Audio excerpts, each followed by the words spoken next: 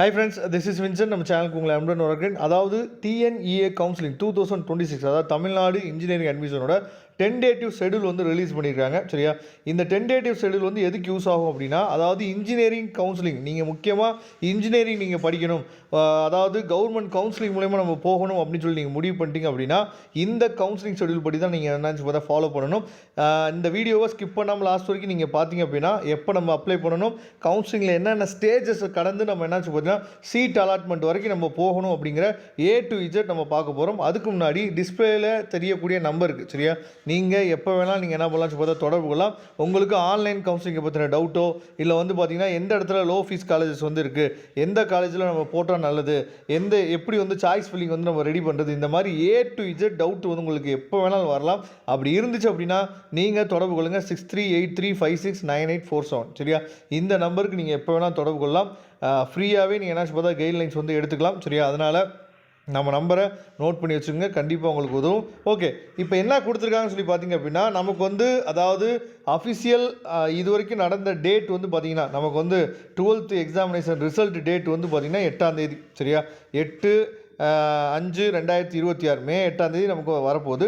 இவங்க என்ன சொல்லியிருக்காங்க அப்படின்னா இஷ்யூ ஆஃப் நோட்டிஃபிகேஷன் வந்து நமக்கு எப்போ வெளியே வரப்போகுது அப்படின்னா 7/5/2026 அதாவது நெக்ஸ்ட் மந்த் 7ஆம் தேதி நமக்கு வந்து நோட்டிஃபிகேஷன் வந்து ரிலீஸ் ஆயிரும். அந்த டேட்லேருந்து நம்ம என்னென்ன பண்ணணும் அப்படின்னா அதாவது ஆன்லைன் ரிஜிஸ்ட்ரேஷன் நம்ம வந்து ஓப்பன் ஆகிடும்.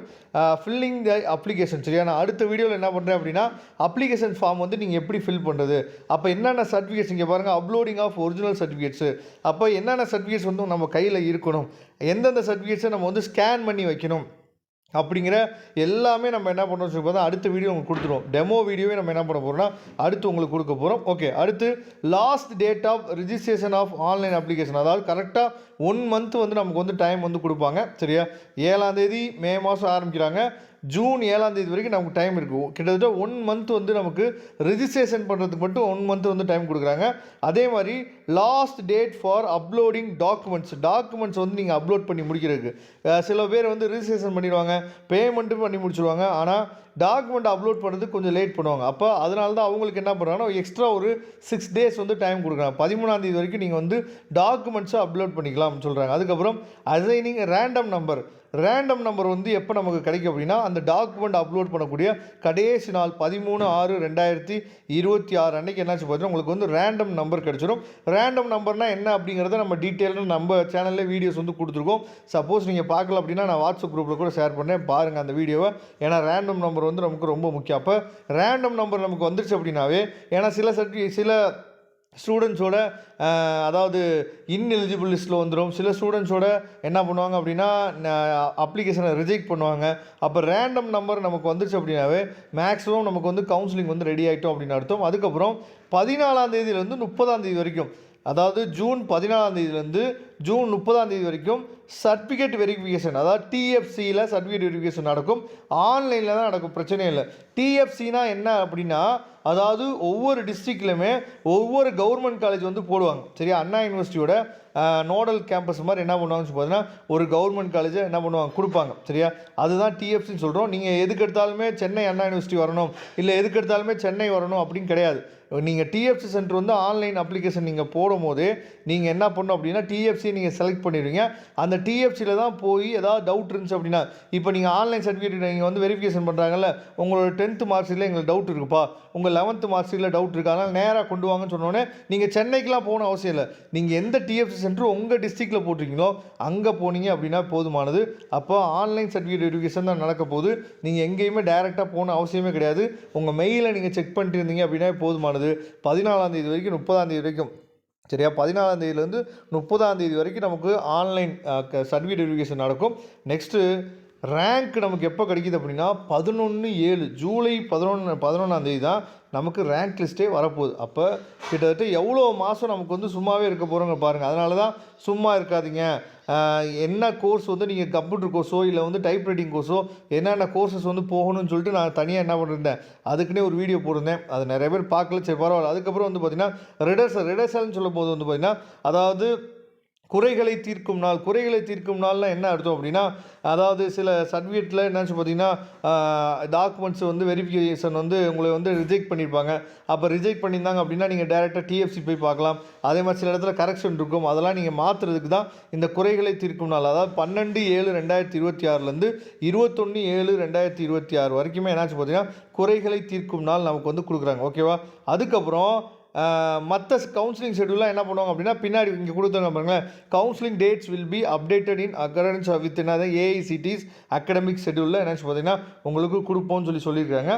First of all counselling stages என்னென்ன அப்படிங்கிறத பார்த்துடலாம். ஃபஸ்ட்டு என்ன நடக்கும் அப்படின்னா, யாருக்கு ஃபஸ்ட்டு கவுன்சிலிங் நடக்கும் அப்படின்னா, அதாவது கவுன்சிலிங் ஃபார் கவர்மெண்ட் 7.5 ரிசர்வேஷன் இருக்கீங்க பார்த்தீங்களா, 7.5 ரிசர்வேஷனில் இருக்கக்கூடிய ஸ்பெஷல் ரிசர்வேஷன். அதாவது கவர்மெண்ட் ஸ்கூலில் நீங்கள் படிப்பீங்க.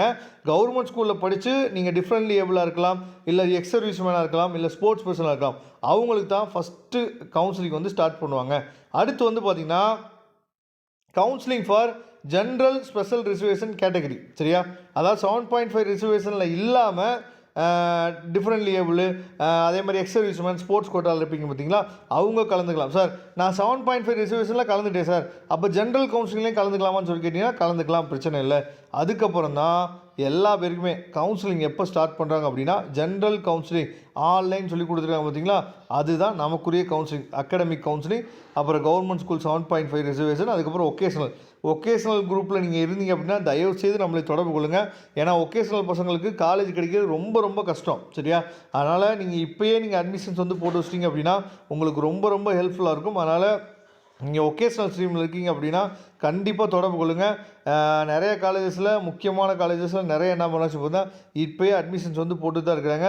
ஏன்னா ஒகேஷனலுக்கு வந்து எதுக்காக இதை சொல்ல வரேன் அப்படின்னா, வேக்கன்சி லிஸ்ட் வந்து ரொம்ப ரொம்ப குறைவு. சரியா? சீட் மேட்ரிக்ஸ் வந்து ரொம்ப ரொம்ப குறைவாக இருக்கும். நான் அடுத்தடுத்த வீடியோவில் ஒகேஷனலுக்காக செப்பரேட்டாக நம்ம வந்து வீடியோ கொடுக்குறதுக்கு நம்ம ரெடியாக இருக்கிறோம். அதனால் ஃபாலோ பண்ணுங்கள். நெக்ஸ்ட் வந்து சப்ளிமெண்ட்ரி கவுன்சிலிங். சரியா?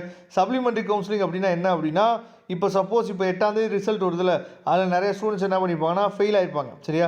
அப்போ ஃபெயிலான ஸ்டூடெண்ட்டுக்கு வந்து உடனே ஒரு எக்ஸாம் வைப்பாங்க. அந்த எக்ஸாம் உடனே வச்சுட்டு உடனே ரிசல்ட் பப்ளிஷ் பண்ணுவாங்கல்ல, அவங்களும் அந்த இயரே காலேஜ் ஜாயின் பண்ணுறதுக்காக தான் இந்த சப்ளிமெண்ட்ரி கவுன்சிலிங் வந்து நடத்துகிறாங்க. சார் ஜென்ரல் கவுன்சிலிங்கில் ஆல்ரெடி சீட் எடுத்துகிறேன் சார், சப்ளிமெண்ட்ரி கவுன்சிலிங் கலந்துக்கலாமா சார் சொல்லி கேட்டிங்கன்னா கலந்துக்கலாம், பிரச்சனை இல்லை. அதுக்கப்புறம் SCA to SC கவுன்சிலிங். சரியா? நெக்ஸ்ட்டு லாஸ்ட்டாக வந்து பார்த்தீங்கன்னா எண்ட் ஆஃப் தி கவுன்சிலிங். இதோட டேட்ஸ் எல்லாமே நமக்கு வந்து பின்னாடி தான் தெரிய வரும். இப்போ டென்டேட்டிவாக நமக்கு என்ன பண்ணியிருக்காங்கன்னா டேட் வந்து கொடுத்துருக்காங்க. சரியா? அப்போ மேக்ஸிமம் நமக்கு வந்து கவுன்சிலிங் வந்து எப்போ ஸ்டார்ட் ஆகும், கவுன்சிலிங் வந்து நமக்கு எப்போ ஸ்டார்ட் ஆக வாய்ப்பு இருக்குது அப்படின்னா, அதாவது ஜூலை எண்டில். சரியா? ஜூலை எண்டில் நமக்கு வந்து கவுன்சிலிங் வந்து மேக்ஸிமம் ஸ்டார்ட் ஆகிறதுக்கு வாய்ப்புகள் இருக்குது. இதில் நிறைய டவுட்ஸ் வந்து உங்களுக்கு இருக்கலாம். அப்படி டவுட்ஸ் எது இருந்துச்சு அப்படின்னா உடனே நீங்கள் என்ன சொல்லுங்கள், கமெண்ட் பாக்ஸில் கமெண்ட் பண்ணுங்கள். அப்படி இல்லாத பட்சத்துக்கு நீங்கள் இப்போ டிஸ்பிளேயில் நம்ம நம்பர் பார்த்துட்ருக்கீங்க, அந்த நம்பருக்கு நீங்கள் எப்போ வேணால் என்ன பார்த்தீங்கன்னா தொடர்பு கொள்ளலாம். நாம் உங்களுக்கு ஹெல்ப் பண்ணுறதுக்கு ரெடியாக இருக்கிறோம். சரியா? அதனால் வாட்ஸ்அப் பண்ணுங்கள், இல்லைனா கால் பண்ணுங்கள், ஒன்றும் பிரச்சனை இல்லை. ஃப்ரீ நம்பர் தான், டோல் ஃப்ரீ மாதிரி தான். சரியா? நீங்கள் எப்போ வேணாலும் தொடர்பு கொள்ளலாம். தேங்க்யூ. நம்ம நெக்ஸ்ட் வீடியோவில் பார்க்கலாம். அதுவரை உங்களுக்கு விடைபெறுவது உங்கள் நண்பன் வின்சென்ட். தேங்க்யூ.